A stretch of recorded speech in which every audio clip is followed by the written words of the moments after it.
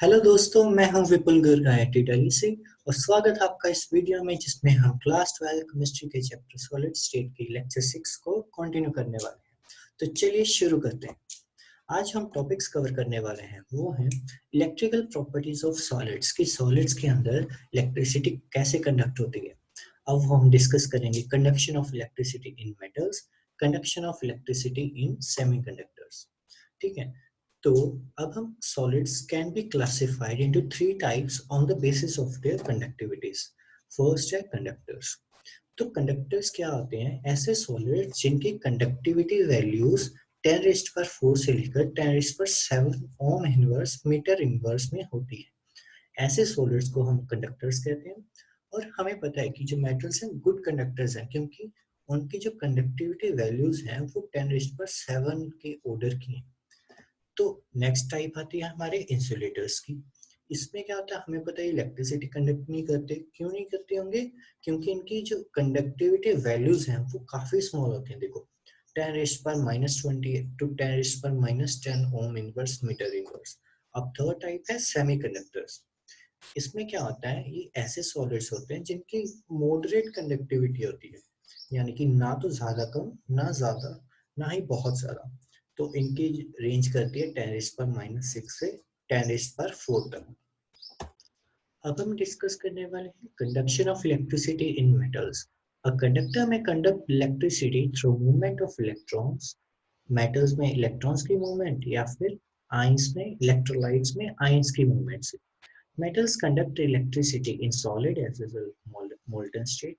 The atomic orbitals of metal atoms form molecular orbitals which are so close in energy. ये बहुत important line है। इसका मतलब है जैसे एक मेटल में बहुत सारे एटम्स होते हैं, तो उसके जो एटॉमिक ऑर्बिटल्स हैं वो ओवरलैप करके मॉलिक्यूलर ऑर्बिटल्स बना देते हैं, जो कि काफी क्लोज एनर्जी के होते हैं। यानी कि बहुत सारे मॉलिक्यूलर ऑर्बिटल्स जो कि बहुत ही सिमिलर एनर्जी के होते हैं, तो उनसे हमारे पास कलेक्टिवली एक बैंड तैयार हो जाता है। यही यहाँ पे बताया गया है। If this band is partially filled और it overlaps with the higher energy unoccupied conduction band, यानी कि जो हमारा बैंड तैयार हुआ है, या तो अगर वो पार्शियली फिल्ड हो या फिर वो किसी higher energy unoccupied conduction band के साथ ओवरलैप करता हो, तो इलेक्ट्रॉन्स कैन इजीली फ्लो हो सकते हैं। तो उससे हमारी कंडक्टिविटी इंक्रीज हो सकती है या फिर मेटल्स कंडक्टिविटी शो कर सकते हैं। और यही बात अगर हम इंसुलेटर्स में देखें, तो जो कंडक्शन बैंड है ये वाला और जो वैलेंस बैंड है ये वाला, इनमें जो गैप एनर्जी गैप होता है वो बहुत ज्यादा होता है। एज कम्पेयर टू मेटल्स ये तो ओवरलैप कर रहे थे, लेकिन यहाँ पे बैंड जो गैप है वो काफी ज्यादा आ गया, तो इलेक्ट्रॉन्स जंप नहीं कर पाएंगे। तो इसके लिए इंसुलेटर्स की जो कंडक्टिविटी वैल्यूज होती हैं वो काफी कम होती है। Conduction of electricity in semiconductors. Semiconductors के केस में क्या होता है, जो एनर्जी गैप होता है वैलेंस बैंड और कंडक्शन बैंड के बीच में, वो स्मॉल होता है। मतलब ना तो ज्यादा ना तो बहुत ज्यादा होता है, ना ही बहुत कम होता है। तो कई बार क्या होता है, कुछ इलेक्ट्रॉन्स यहाँ से यहाँ पे जंप कर पाते हैं और इसी के कारण उनकी कुछ कंडक्टिविटी शो हो पाती है। Electrical conductivity of semiconductors increase with the rise in temperature. देखो अगर हम टेम्परेचर को बढ़ा देंगे तो इलेक्ट्रॉन को काइनेटिक एनर्जी मिल जाएगी, तो उनके लिए जंप करना इजीली हो जाएगा। इससे उनकी जो सेमीकंडक्टर्स हैं उनकी इलेक्ट्रिकल कंडक्टिविटी इंक्रीज हो जाती है। Since more electrons can jump to the conduction band, substances like silicon and germanium ये ग्रुप 14 के हैं, तो ये हमें हमारे पास इंट्रिंसिक सेमीकंडक्टर्स का काम करते हैं। The conductivity of these intrinsic semiconductors is too low to be of practical use। देखो अब यहाँ हमें पता है ना कि एनर्जी गैप थोड़ा सा तो है ना, तो इस कारण जो इनकी कंडक्टिविटी वैल्यू होती है वो बहुत कम होती है कि हम प्रैक्टिकल लाइफ में इसका यूज कर सकें। तो हम क्या करते हैं, एक्सटर्नली कुछ ना कुछ उसमें ऐड करते हैं, एक इम्प्योरिटी की टाइप में ऐड करते हैं जिससे हम उनकी कंडक्टिविटी लेवल को एप्रोप्रिएटली यूज कर सके, और इस प्रोसेस को हम डोपिंग कहते हैं। Electron rich impurities. Silicon and germanium belong to group 14 of the periodic table and have 4 valence electrons each. यानी कि देखो यार, जो 14 ग्रुप के एलिमेंट्स हैं उनमें 4 वैलेंस इलेक्ट्रॉन्स होते हैं, तो यहाँ पे सभी की वैलेंसी पूरी है। अगर हमें कंडक्टिविटी को इंक्रीज करना है तो हम क्या करेंगे, ग्रुप 15 के फॉस्फोरस या फिर आर्सेनिक को यहाँ पे डाल देंगे। तो इसके वैलेंस शेल में होते हैं 5 इलेक्ट्रॉन्स, तो एक 4 तो हो गए वैलेंसी ज्वाइन करने के लिए, और एक इलेक्ट्रॉन जो हमारे पास ये वाला बच गया, इससे हमारे पास कंडक्टिविटी बढ़ जाएगी। तो ये यहाँ पे बताया कि 4 में से 5 में से 4 तो वो 4 कोवलेंट बॉन्ड बनाने में लग जाते हैं, और जो फिफ्थ इलेक्ट्रॉन है वो एक्स्ट्रा होगा और डीलोकलाइज हो सकेगा। Here the increase in conductivity is due to the negatively charged electron, क्योंकि जो कंडक्टिविटी है इस फ्री इलेक्ट्रॉन की वजह से है, इसलिए इन सिलिकॉन डॉप्ड ऐसे सेमीकंडक्टर्स को हम एन टाइप सेमीकंडक्टर्स भी कहते हैं। अब नेक्स्ट में हमारे पास है इलेक्ट्रॉन डेफिसिट इम्प्योरिटीज, यानी कि हम कुछ ऐसे एलिमेंट्स को यहाँ पे अप्लाई करेंगे जिनके पास पहले से ही एक इलेक्ट्रॉन कम है। अब ऐसे क्या होगा, the place where the fourth electron valence electron is missing is called electron hole. जैसे कि हम कार्बन की जगह यहाँ पे बोरॉन को रख दिया या फिर सिलिकॉन की जगह बोरॉन को रख दिया, इसके वैलेंस शेल में 3 इलेक्ट्रॉन्स है, तो एक वैलेंसी खाली रह गई। अब जो ये वैकेंसी क्रिएट हुई है इलेक्ट्रॉन की कमी के कारण, हम उसे कहते हैं इलेक्ट्रॉन होल।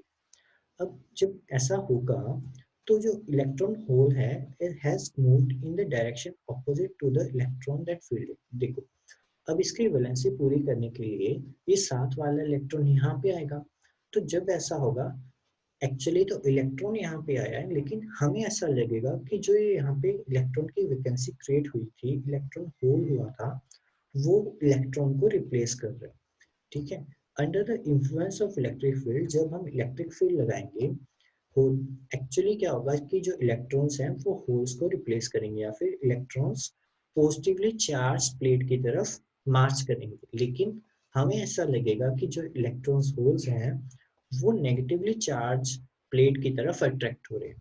तो ऐसे टाइप ऑफ सेमीकंडक्टर्स को हम कहेंगे पी टाइप सेमीकंडक्टर्स।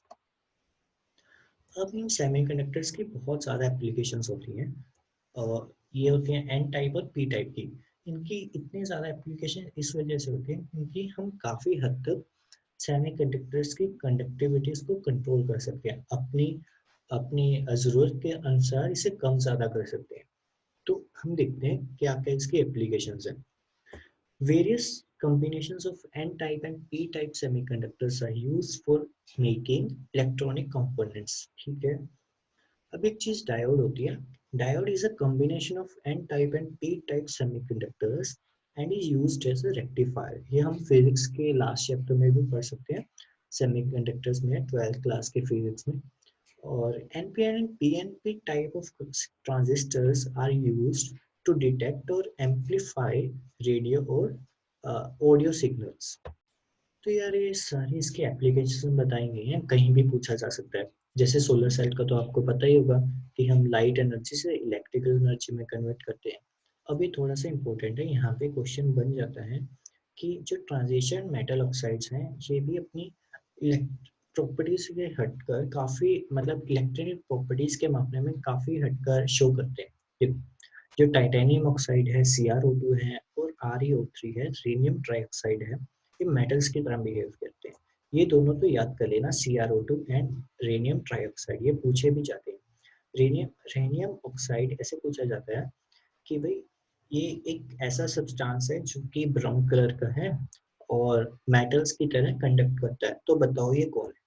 तो इसका आंसर होगा रेनियम ऑक्साइड। ठीक है, ऐसे ही कुछ अदर ऑक्साइड्स हैं जैसे VO, VO2, VO3 and TiO3 show metallic और insulating properties depending on temperature. ठीक है, तो हमारे पास एक क्वेश्चन आता है, बहुत ही सिंपल है कि a group 14 element is to be converted into n-type semiconductor by doping it with a suitable impurity, to which group should this impurity belong। अब देखो, n टाइप बनाना है यानी कि इलेक्ट्रॉन्स का एक्सेस करना है। इलेक्ट्रॉन्स को एक्सेस करने के लिए हमें उससे ज़्यादा वैलेंस इलेक्ट्रॉन्स वाले को डोप करना पड़ेगा, तो यानी कि मुझे लगता है ग्रुप 15 वाले को ही डोप करना पड़ेगा। तो आंसर देखते हैं। An n-type semiconductor conducts because of the presence of extra electrons Therefore, a group 14 element can be converted to n-type semiconductor. वही ग्रुप 15 वाले एलिमेंट से हम अगर उसे डॉप करेंगे तो हमारा मोटिव पूरा हो जाएगा। इसी के साथ अपनी वीडियो को एंड करते हैं। तो अगर आपके कोई भी क्वेरीज हैं, डाउट्स हैं या सजेशंस हैं, प्लीज कमेंट बॉक्स में मुझे बताना मत भूलिएगा।